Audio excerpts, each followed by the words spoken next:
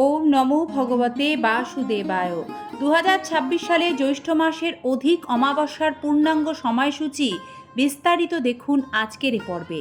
সিংহরায় ডোরবেলের সনাতনী বার্তার নতুন আরও একটি পর্বে আপনাদের সকলকে আমরা স্বাগত জানাচ্ছি। সনাতন ধর্মে অমাবস্যা তিথিকে আত্মশুদ্ধি, পিতৃতর্পণ, ঈশ্বর সাধনার জন্য অত্যন্ত গুরুত্বপূর্ণ দিন হিসেবে বিবেচনা করা হয়। যখন এই অমাবস্যা অধিক মাস মল মাসে আসে তখন এর মাহাত্ম্য আরও বেড়ে যায়।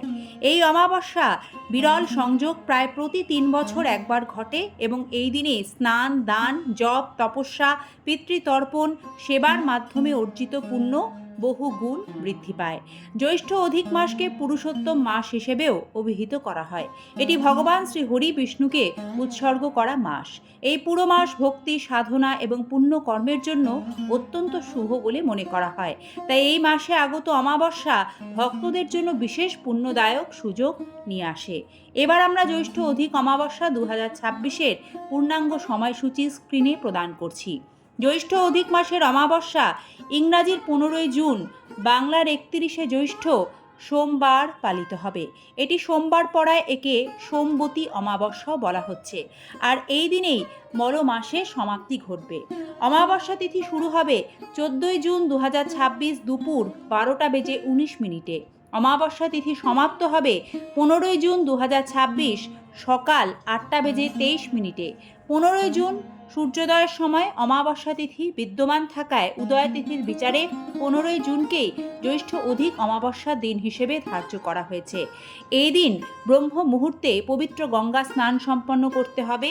এছাড়াও পিতৃতর্পণ, দান, পুণ্য, ভগবান বিষ্ণুর পূজা করলে বিশেষ শুভ ফল লাভ করবেন। তবে অমাবস্যার নিশি পালন 14 জুন রাতেই করা হবে।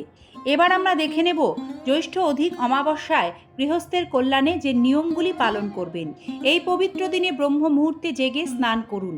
স্নানের জলে গঙ্গাজল মিশিয়ে স্নান করার বিধান রয়েছে। স্নানের পর সূর্যদেবকে অর্ঘ্য প্রদান করুন, ব্রতের সংকল্প গ্রহণ করুন। এরপর ভগবান শ্রী বিষ্ণু ও মা লক্ষ্মীর পুজো করুন। অমাবস্যায় তুলসী পাতা ভুল করেও তুলবেন না। জ্যৈষ্ঠ অমাবস্যায় তুলসী পূজার বিশেষ গুরুত্ব রয়েছে।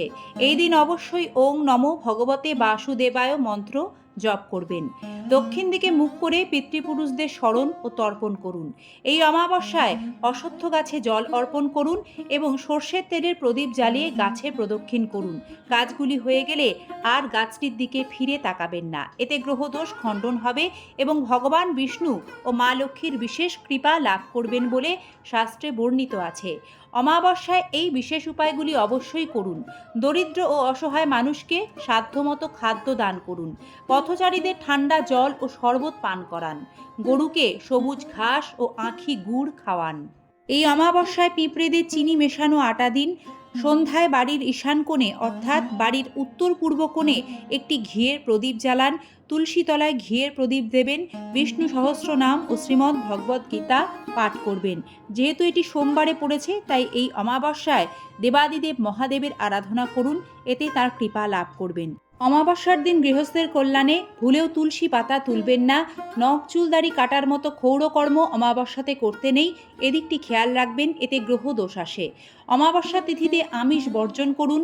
সাত্ত্বিক নিরামিষ আহার গ্রহণ করুন। এতে আগামী দিনে শরীর স্বাস্থ্য যেমন ভালো থাকবে তেমনই আধ্যাত্মিক উন্নতি হবে।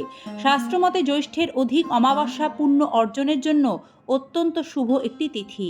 ধর্মীয় বিশ্বাস অনুযায়ী এই দিনে অভাবগ্রস্তদের সাহায্য করা, ক্ষুধার্তদের খাদ্য দান করা এবং অসহায়দের সেবা করার মাধ্যমে ভগবান বিষ্ণু ও মাতা লক্ষ্মীর আশীর্বাদে জীবনে সার্বিক কল্যাণ হয়। এই ছিল আজকের পর্বের নিবেদন। আশা রাখি পর্বটি আপনাদের উপকারে এসেছে। ভালো থাকবেন। সম্পূর্ণ পর্বটি দেখার জন্য ধন্যবাদ। আজ এ পর্যন্তই। আবারও দেখা হবে নতুন কোনো তথ্য সমৃদ্ধ সনাতনী বার্তার সাথে আগামী পর্বে।